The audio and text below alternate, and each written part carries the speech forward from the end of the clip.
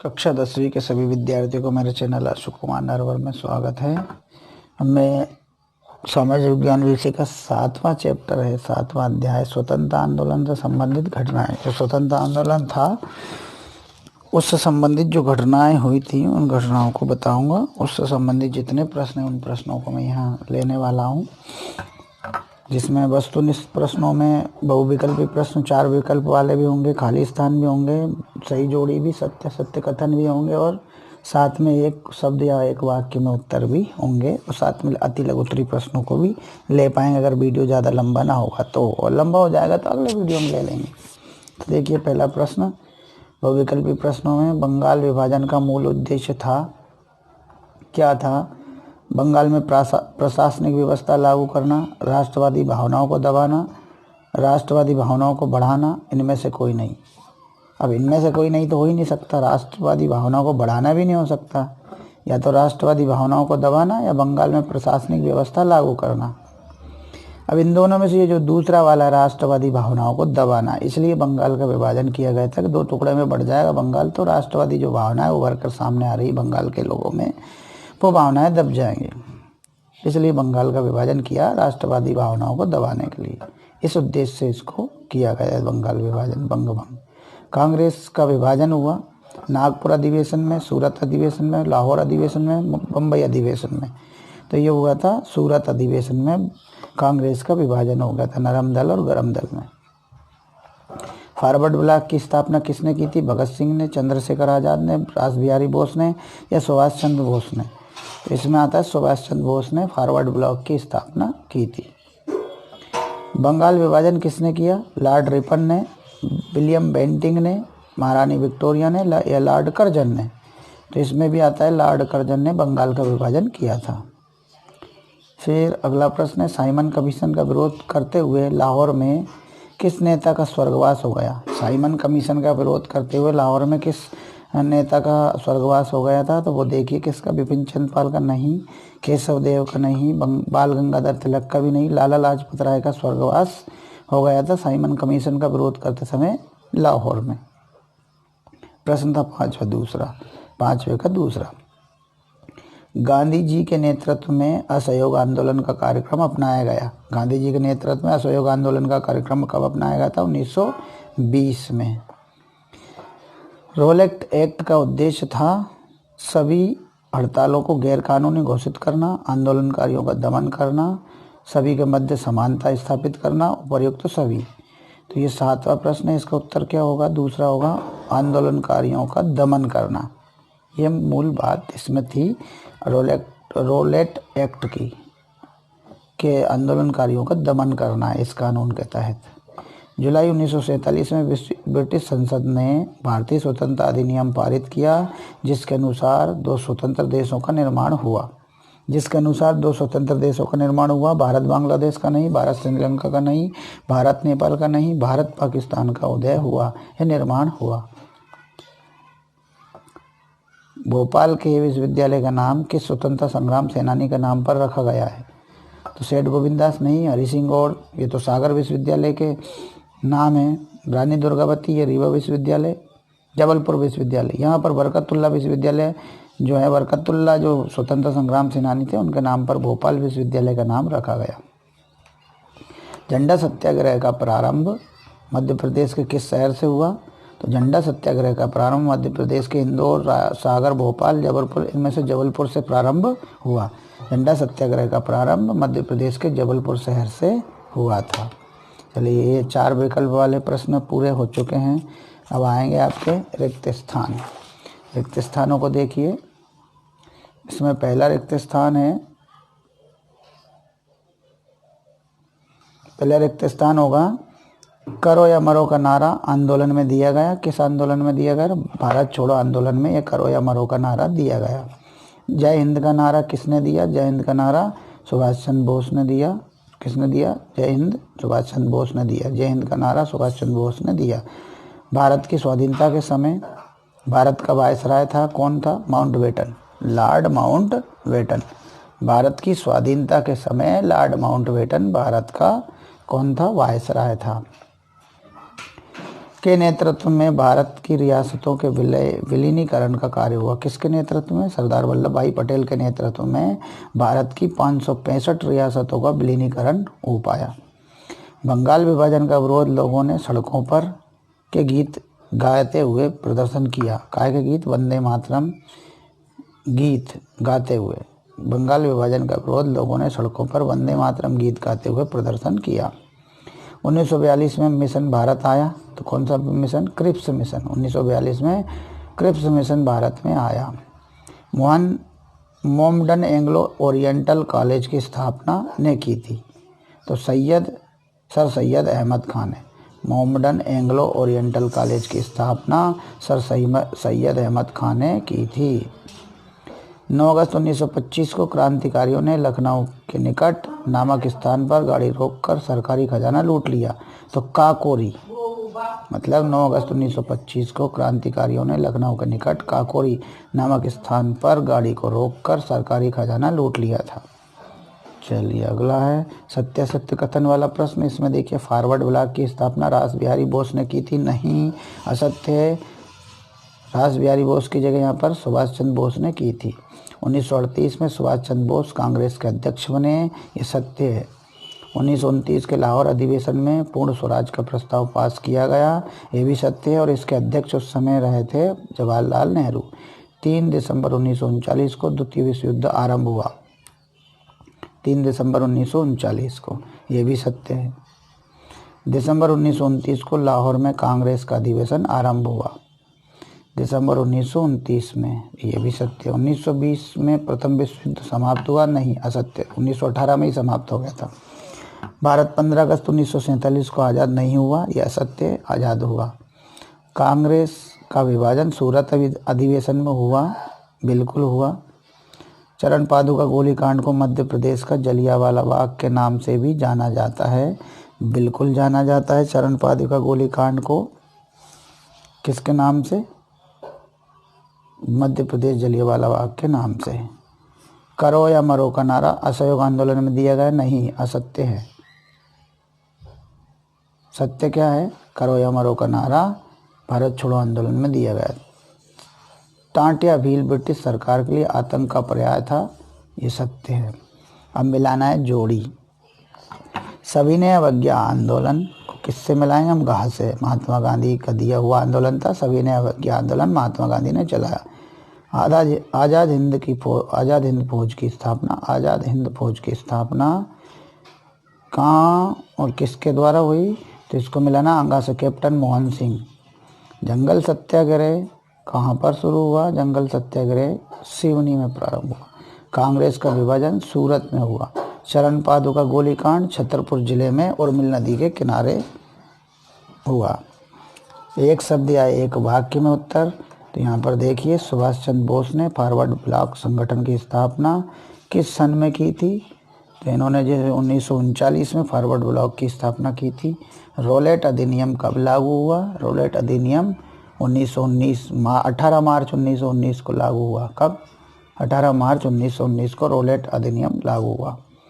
मंडला जिले के रायगढ़ की रानी का नाम लिखिए। मंडला जिले की रायगढ़ की रानी का नाम अवंतीबाई। मंडला जिले के रायगढ़ की रानी का नाम अवंतीबाई। संविधान सभा की पहली बैठक कब आरंभ हुई थी? तो संविधान सभा की पहली बैठक 14-15 अगस्त को आरंभ हुई थी। फिर चरण पादुका मध्य प्रदेश का जलियांवाला बाग किसे कहा जाता है? तो चरण पादुका छतरपुर में है। क्रिप्स मिशन भारत कब आया? 1942 में। तो 22 मार्च 1942 को क्रिप्स मिशन भारत में आया। 22 मार्च 1942। वैसे कभी कभी 42 भी पूछ लेते हैं, मार्च नहीं बताते, तो देख लेना आप अपने हिसाब से। फिर चंद्रशेखर आज़ाद का जन्म कहाँ हुआ? चंद्रशेखर आज़ाद का जन्म कहाँ हुआ? चंद्रशेखर आज़ाद का जन्म झाबुआ जिले के भाभरा ग्राम में हुआ, जो आजकल अलीराजपुर जिले के नाम से जाना जाता है। झाबुआ जिले का एक और भाग करके अलीराजपुर जिला बना दिया। रोलेट एक्ट का कोई एक उद्देश्य बताइए। आंदोलनकारियों का दमन करना रोलेट एक्ट का एक उद्देश्य है। फॉरवर्ड ब्लॉक की स्थापना किसने की? सुभाष चंद्र बोस ने की। ये हो गए। आपके बहुविकल्पी प्रश्न। अब आते हैं अति लघु उत्तरीय प्रश्न। इसमें पहला प्रश्न है, बंगाल विभाजन को कब और क्यों रद्द करना पड़ा।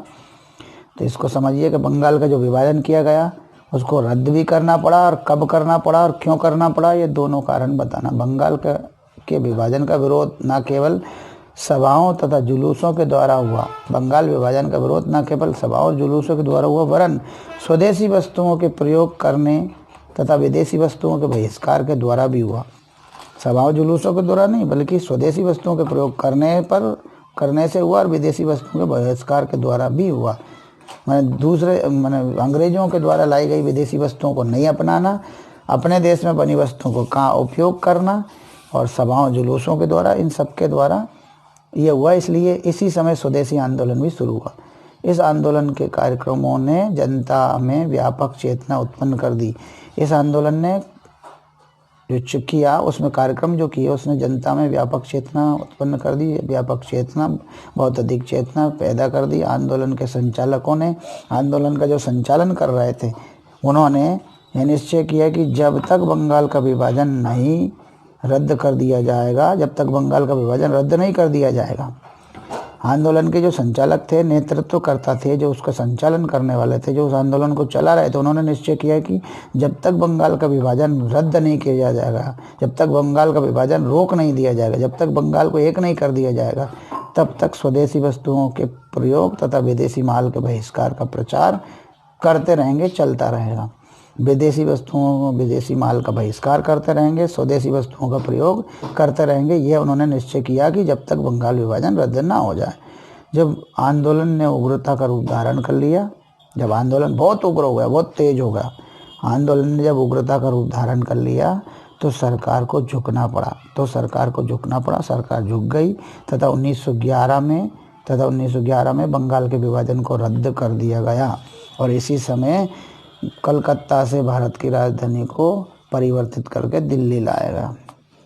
दिल्ली लाने की प्रक्रिया शुरू हुई और बंगाल का विभाजन रद्द कर दिया गया। आगे बताया गया है, असहयोग आंदोलन अचानक क्यों स्थगित हो गया। ये सबसे बड़ी बात है कि असहयोग माने सहयोग ना करना, किसका, सरकार का, लेकिन हिंसा से नहीं, अहिंसा से, शांतिपूर्ण तरीकों से सरकार का असहयोग करना। पर यह आंदोलन स्थगित क्यों करना पड़ा, इसको रोकना क्यों पड़ा, स्थगन मतलब रोकना। 5 फरवरी सन 1922 को, 1920 में तो ये शुरू हुआ असहयोग आंदोलन, और 2 साल बाद 5 फरवरी 1922 को गोरखपुर के निकट चोरी चोरा, ध्यान से सुनिए, चोरी पहले चोरा बाद में, चोरी चोरा गांव में पुलिस ने भीड़ पर गोली चलाई। इस आंदोलन के चलते हुए तो पुलिस ने गोली चला दी। जब उसका गोला बारूद ख़त्म हो गया, पुलिस का गोला बारूद ख़त्म हो गया, तो पुलिस जनों ने अपने को थाने में बंद कर लिया। जब गोला बारूद ख़त्म हो गया तो पुलिस के लोगों ने, पुलिस के जो जवान थे, उन्होंने अपने आप को थाने में बंद कर लिया। भीड़ ने थाने में आग लगा दी, जिससे 22 सिपाही जलकर मर गए। गांधी जी अहिंसात्मक आंदोलन में विश्वास करते थे, हिंसा वाले आंदोलन में विश्वास नहीं करते थे, मार धाड़ लड़ाई झगड़े वाले आंदोलन में विश्वास नहीं करते थे। वो प्रार्थना और अनुनय विनय और विनम्रता वाले आंदोलन में विश्वास करते थे। अहिंसात्मक का मतलब हुआ अनुनय विनय, प्रार्थना आदि करके आंदोलन में विश्वास करना। लेकिन अब हो गया चोरी चोरा कांड। चोरी चोरा गांव के पुलिस थाने में आग लगा दी, जिससे 22 सिपाही जल के मर गए। गांधी जी अहिंसात्मक आंदोलन का में विश्वास करते थे, अतः इस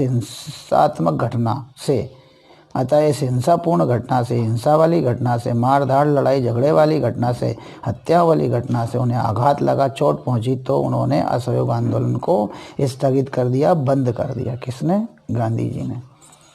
चलिए आगे, खिलाफत और असहयोग आंदोलन के क्या लक्ष्य थे। खिलाफत माने खिलाफ हो जाना, असहयोग माने ये भी एक तरह के खिलाफत ही है, लेकिन ये शांतिपूर्ण असहयोग है।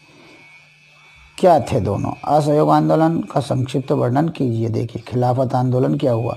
प्रथम विश्व युद्ध में जो टर्की की हार हुई और युद्ध समाप्त होने के बाद टर्की के साथ जो अन्यायपूर्ण व्यवहार किया गया, टर्की की हार हुई तो उसके साथ, क्योंकि ओटोमन साम्राज्य तुर्की था और उसके जो है साथ अन्यायपूर्ण व्यवहार किया गया, युद्ध समाप्त हुआ, वो तुर्की हार गया, छिन्न भिन्न हो गया और टुकड़े टुकड़े में बट गया तुर्की या ओटोमन साम्राज्य। उस पर वहाँ खिलाफत आंदोलन प्रारंभ हुआ, जिन्होंने उनके साथ अन्याय किया। जीतने वाले जो भी देश थे उन्होंने तुर्की के साथ अन्याय किया। इस अन्याय का विरोध करने के लिए खिलाफत आंदोलन प्रारंभ हुआ। इसके समर्थन में भारत के अली भाइयों, भारत में 2 भाई थे, अली, मोहम्मद अली और शौकत अली, इन अली भाइयों ने भी भारत में खिलाफत आंदोलन आरंभ किया, वो तुर्की वाले आंदोलन की नकल करके। और किस लिए? तुर्की का सपोर्ट करने के लिए अली भाइयों ने, मोहम्मद अली और शौकत अली ने भारत में भी खिलाफत आंदोलन चलाया, जिसमें अंग्रेज़ों की खिलाफत की, क्योंकि वहाँ भी अंग्रेजी थे, तुर्की में भी। तुर्की के साथ अन्यायपूर्ण व्यवहार करने वाले, टर्की के साथ अन्यायपूर्ण व्यवहार करने वाले जो थे वो अंग्रेज़ थे, और भारत में भी। इसलिए यहाँ पर इन्होंने भी खिलाफत की और वहाँ तुर्की में भी खिलाफत हुई। यही खिलाफत आंदोलन था। असहयोग आंदोलन कांग्रेस ने 1920 में गांधी जी के नेतृत्व में असहयोग का नया कार्यक्रम अपनाया।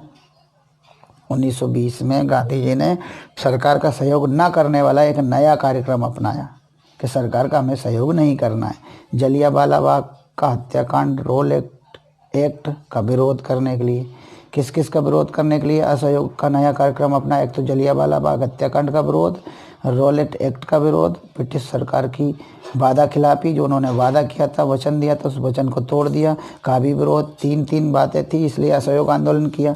जलियांवाला बाग हत्याकांड कर दिया, जलियांवाला बाग में कई लोगों को मार दिया। रोलेट एक्ट से आंदोलनकारियों को दबाने की कोशिश की गई और ब्रिटिश सरकार ने जो वादा किया था उसका खिलाफी की, इसका भी विरोध करना था। इसलिए असहयोग आंदोलन का नया कार्यक्रम 1920 में गांधी जी ने शुरू किया और स्वराज की प्राप्ति के लिए भी उन्होंने यह आंदोलन किया।